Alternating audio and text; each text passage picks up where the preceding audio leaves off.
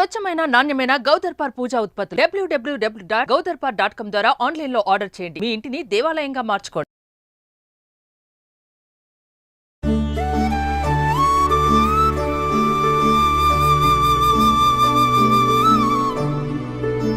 Welcome to Suman TV. కొబ్బరి పాయసం చేసుకుందామండి. ఈ పండగ రోజుల్లో చేసుకోవచ్చు. మామూలుగా మనం చక్కెర పొంగల్ చేస్తాము, పాయసం మామూలు క్షీరాన్నం చేస్తాం కదా. కొబ్బరి పాలతోటి పాయసం చాలా బాగుంటుంది. అయితే దీనికి బెల్లం వాడతారు ట్రెడిషనల్గా. ఇవాళ రేపు బెల్లాలు వేస్తే పాయసం ఏంటో విరిగిపోతుంది. అందుకని నేను పంచదారతోటి చేస్తున్నాను. 2-3 సార్లు చాలా బాగా కుదిరింది. టేస్టీగా ఉంటుంది. బెల్లంతో చేస్తే ఏమవుతుందంటే కొంచెం యెల్లోయిష్ కలర్ వస్తుంది కదా, పసుపు రంగు వస్తుంది. దీంతో కొంచెం తెల్లగా ఉంటుంది అంతే, కానీ విరిగే ప్రమాదం మాత్రం ఉండదు. ట్రై చేసి చూద్దాం. బియ్యం మనం ఒక కప్పు తీసుకుని, కప్పు బియ్యం శుభ్రంగా కడిగేసి 5-6 సార్లు కడగటం బాగా ఇది పోయేదాకా. ఒక్క 10 నిమిషాలు నీళ్ళలో ఉంచి తర్వాత వడేసి పక్కకు పెట్టుకుందాం. తర్వాత 2 కొబ్బరికాయలు, మీడియం సైజ్ కాయలు అయితే 2, బాగా పెద్ద కాయ అయితే 1 చాలు. చక్కగా దాన్ని కొట్టేసి ఆ కొబ్బరి నీళ్ళే పోసి ఈ కొబ్బరి పాలు తీసి పక్కన పెట్టుకోండి. కొబ్బరి పాలు ఎలా తీయాలి? కొబ్బరి కోరటం లేదా చిన్న ముక్కలు తరగటం. మీకు ఈ రంగు తెల్లగా ఉండాలి, బాగా ప్యూర్ వైట్ ఆసక్తి ఉంటే కొబ్బరి ముక్కలకి వెనకాల ఉంటుంది కదా నల్లటి పార్ట్, అది తీసేసి కొబ్బరి ముక్కలు చిన్నవి తరిగి మిక్సీలో వేయటము. 1 గ్లాసు 2 గ్లాసులు నీళ్ళు పోసి బాగా రుబ్బి పాలు తీసేసేయచ్చు. దాన్ని ఏదైనా గుడ్డలో పోసి పిండేసేయచ్చు. లేదా మన దగ్గర ఈ వడపోసేవి ఉంటున్నాయి కదా, ఇవాళ రేపు అందరి దగ్గర ఉంటాయి పెద్దది వడపోసేది, అందులో వేసి బాగా కుమ్మేస్తే మొత్తం నీరంతా వచ్చేస్తుంది.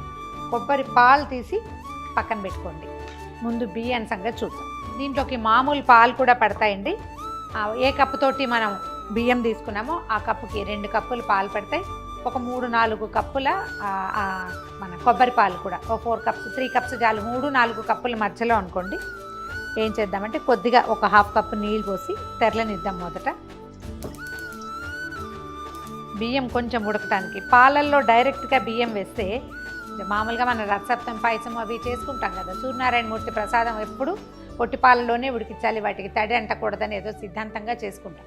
కొంచెం బియ్యం బొడిగలుగా ఉంటుంది పొట్టి పాలల్లో ఉడికిస్తే. అందుకని కాస్త నీళ్ళల్లో కొంచెం ఉడకనిచ్చి అప్పుడు పాలు పోసుకుందాం. మృదువుగా వస్తుంది అనమాట. బియ్యం నీళ్ళు పెట్టుకున్నాం కదా, నీళ్ళు ఎసరు వచ్చేసరి కల్లా ఈ కడిగి పక్కన పెట్టుకున్న బియ్యాన్ని ఇందులో వేసేద్దాం.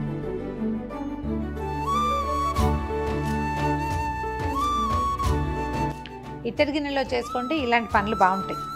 ఈ నీళ్ళు ఎగిరే టైంకి పాలు పోసేద్దాం. ఈ లోపల ఒక 4-5 సీమ బాదం పప్పుల్ని నీళ్ళల్లో నానబెట్టి సన్నగా పొడుగ్గా చీలికలు తరిగా నీటిలో నానబెడితే చెక్కు వచ్చేస్తుంది, ముక్కలు మెత్తగా తెగుతాయి అన్నమాట. ముక్కలు తీసాం. తర్వాత ఏమో కాసిన జీడిపప్పులు, తర్వాత కొన్ని కిస్మిస్లు తీసుకుందాము. ఓ 2 కప్పులు పాలు పోసేద్దాము. ఇందులో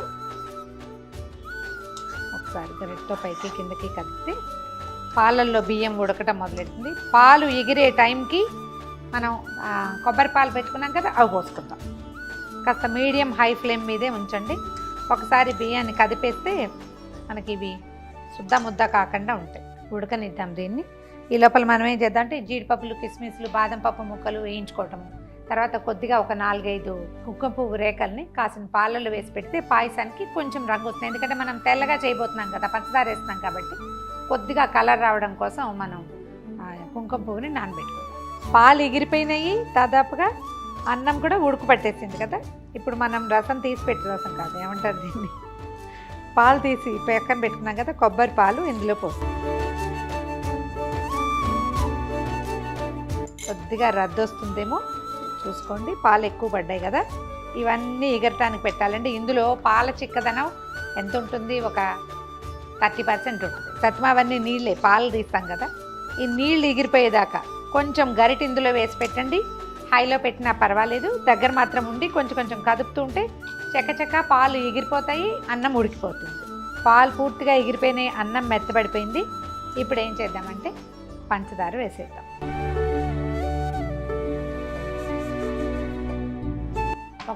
ఒకటి మీద ఇంకొంచెం పడుతుందండి. అంటే కొబ్బరికి తీపి కావాలి కాబట్టి కొంచెం 1 కప్పు బియ్యానికి 1 కప్పు బాబు అట్లా పంచదార వేస్తే సరిపోతుంది. ఇప్పుడు ఏం చేద్దామంటే పాలల్లో నానబెట్టి పెట్టాను కదా, ఈ మన కుంకుమ పువ్వు రేకలు ఇవి కూడా వేసేద్దాం. ఈ పంచదార కరిగి ఇది మన పాయసం పుట్టుగా సెట్ అయ్యే లోపల కొద్దిగా నెయ్యి పెట్టి మనం బాదం పప్పులు, జీడిపప్పులు, కాసిన కిస్మిస్లు వేయించేసుకుందాము. అడుగు మాడిపోతుంది అలాంటి భయాలు ఏమక్కర్ల. పంచదార ఏంగానే కరిగిపోతుంది. నెయ్యి కొంచెం వేడెక్కాక మనం కట్ చేసి పెట్టుకున్న బాదం పప్పు పలుకులు, తర్వాత జీడిపప్పు, కొద్దిగా కిస్మిస్ కూడా వేసుకోవచ్చు. స్టీల్ బౌల్ ఏదైనా ఇవ్వవా, గ్లాస్ బౌల్లో వేయలేనివి, చిన్న బౌల్స్ కదా. పంచదార పూర్తిగా కరిగిపోయింది, పాయసం చక్కగా పాళంగా కనపడుతుంది. ఇలాంటప్పుడు ఇంత కన్సిస్టెన్సీలో అంటే ఈ చిక్కదనంతో తీసేస్తే కొంచెం చల్లారేసరికి గరిటతోటి తీసేలాగా వస్తుంది. ఈ బుడగలు వచ్చే సమయం చూడండి, ఆ బుడగలు వచ్చేసరికల్లా ఆపేసుకోవచ్చు. స్టవ్ ఆపేద్దాము. కొంచెం కొట్టు పెట్టుకున్న ఏలక పొడి వేద్దాం.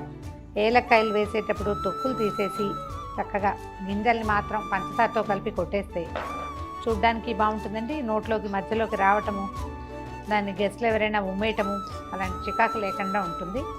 ఒలిచి చేయటం అలవాటు చేసుకోండి. కాస్త పంచదార వేస్తే ఈజీగా మనం చపాతీలు చేసే కర్రతోటి కూడా నల్ల కొట్టేసుకోవచ్చు. ఇందులో పైన ఎక్స్ట్రా నెయ్యి ఏం వేయట్లేదండి. బాదం పప్పులు అవి వేయించి పెట్టాను కదా, ఆ నెయ్యే వేస్తున్నాను. స్టవ్ ఆపేస్తాను.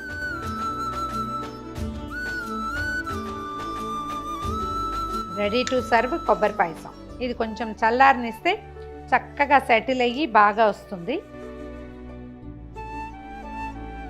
బెల్లంతో కూడా చేయొచ్చండి. మీ బెల్లంతో పాలు విరగవు అలా అనిపిస్తే, మీకు నమ్మకం ఉంటే కనుక బెల్లం వేస్ట్ చేసినా కూడా ఇంకా కొంచెం రంగుగా మరెక్కువ రుచిగా కూడా ఉంటుంది. పంచదారతో ఉండే రుచి వేరు, బెల్లపు రుచి వేరు. కమ్మని రుచికరమైన కొబ్బరి పాయసం ట్రై చేసి చూడండి. బెల్లంతో కూడా ట్రై చేయొచ్చు. హెల్దీ అనుకుంటే ఆ ట్రయల్ కూడా వేసి చూడండి. ఈ వీడియో కనుక మీకు నచ్చినట్లయితే లైక్ చేయండి, షేర్ చేయండి. మరిన్ని ఇంట్రెస్టింగ్ వీడియోల కోసం సుమన్ టీవీకి సబ్స్క్రైబ్ చేసుకోండి.